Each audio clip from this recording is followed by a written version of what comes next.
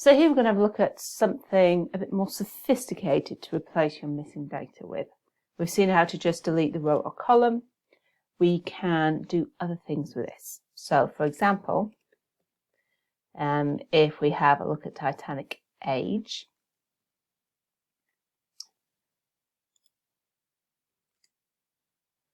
we can see that we've got missing values here. We can just fill anything that's a nan with a different value. So let's say we want to fill our NAs with 3.3. And that we've gone through and it filled every position with a nan with the value of 3.3 instead. Sometimes replacing something with just a specific number is a good thing to do. Sometimes replacing it with the average is better. So let's do that here. I've not rewritten my data set there, so I can just now calculate the average age on the Titanic. So if we have a look at average age, if we sum up the values of Titanic age, but we do need to get rid of those NAs, our nans, because if we have a nan in there, it's not going to work. So we can do dot drop NA bracket bracket. So that is the sum. We need to divide that by how many values we've got there to get the average. And so that is our Titanic age. And again, we need to drop those NANs. Otherwise, we'll have too many. And we do need to have the len of that. So if we divide that like that, it's going to give us an answer for each person on the Titanic, which will be nonsense, whereas we actually just want the average age. So the sum divided by the total number of them. So if we print average age out, we get an average age of 29.677. Okay, we've got slightly too much accuracy here, but it's all, just keep the accuracy going until you present your final answer. And that way you don't lose values as you go along. So this time we're going to fill the ages that are missing with this average value. Let's go Titanic age is going to be equal to Titanic age, and we're going to fill the nans with our average age. And if we run that in and print Titanic age out with square brackets, it is not a dictionary. There we go. We can see that this missing one that we had from row 888 is now our average value. So that's kind of a more sophisticated way of dealing with your nans if there's a sensible average that you can make. It's a good thing to do. Other missing data we have might not make sense to do an average.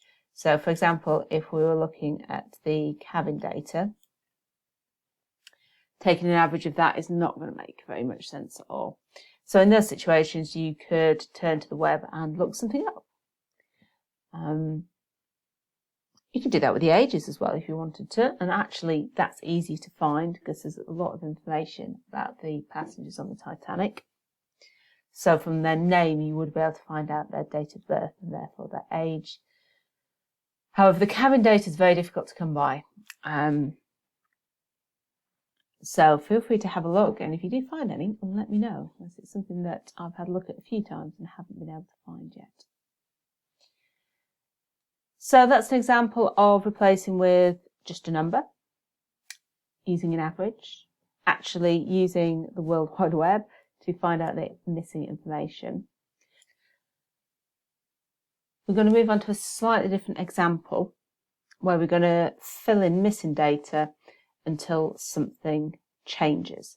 So you do this a lot if you're working with Internet of Things data or hardware data where it reports only if there's a change. So I'm going to do IoT as an example. I'm going to create a data frame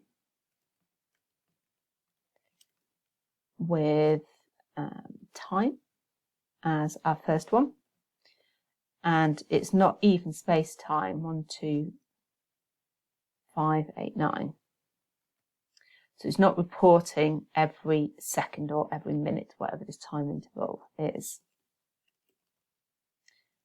Because it will only report when there's a change in the reporting status, so when there's a change in that value.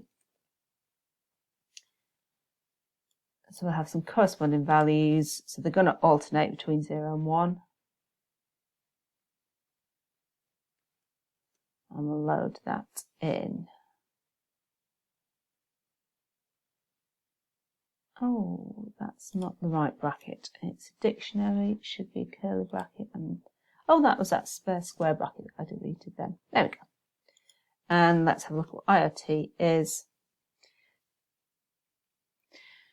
So you can see that our data is not at even time intervals. We've got 3 and 4 missing here, 6 and 7 missing there. So we know that if we're going to add something in at this position, so we'll be adding in to row 2, it would have time value of 3 and a state value of 1, because that value has to stay the same until we get to position 5. So let's add that value in. I'm going to alter my IoT data frame, pd.data frame, so I'm going to add in a new data frame. So I'm basically going to create a new data frame to go in at that second level.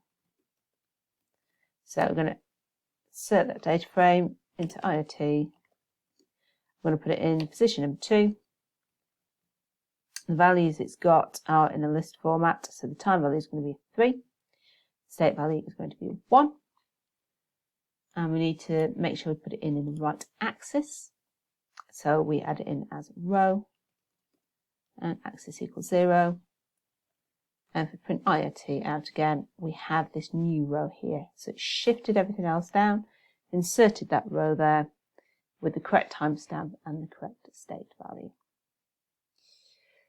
So you can repeat that. So you could probably write a function, actually. I would say to do that a few times, and then you can actually add it in and create a full list there between 1 and 9 seconds. So feel free to have a go at that if you want. Just pop this into a function, and then you can run it with whatever inputs you need, and you can just rerun that. Right, so when you're ready, I'll meet you in the next video.